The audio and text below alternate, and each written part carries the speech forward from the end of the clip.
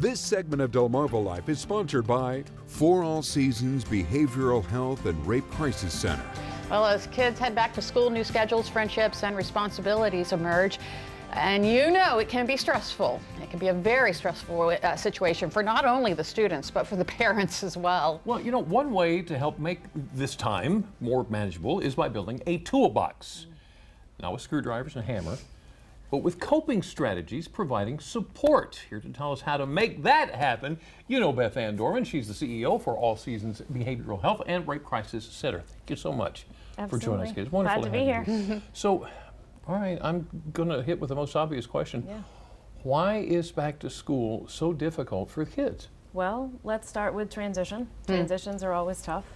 New teachers, maybe kids, especially if we're talking about kindergarten and maybe the kids that are transitioning into middle school and high school. And I'm always really, I think it's important to throw in the college students too, because that transition can be just as difficult. Okay. And so when we think about new schools, new settings, new teachers, new schedules, it can be overwhelming for kids if there's not a plan. Yeah, and you're talking about a coping toolbox. What is that? So really just thinking through, you know, so much of our mental health can be proactively addressed if we are sitting down and saying, in situations, what do we need ahead of time? And it doesn't mean we have to do it for months and months. We could just have a simple conversation. So it might be making sure that your child has their school supplies organized. It might be making sure that we all are on the same page about who's dropping off, who's picking up, who's going to be home.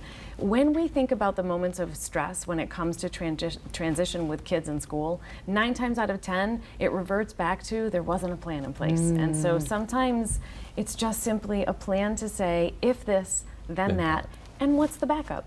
Okay, all right, so then how can parents help support the kids through this transition? So one of the things that I always say is conversations are important, and being able to talk through, hey, this is what the week is going to look like. Talking through, okay, we're going to go to meet the teacher. Even if you feel like you already know the teacher, simply the process of a child getting to go in, walk around the school, be able to sit at their desk. If they're in high school, just making sure they know where their classes are. Those are important moments for kids because it lowers their anxiety. Sometimes our children don't say that they're anxious about having to go to a school, but if we can get them in there, they can see their friends, they can see their teacher's face, that's one thing. If we're talking about bus pickup, making sure we're real clear, when does the bus get there? How much time is going to be needed before we get on the bus?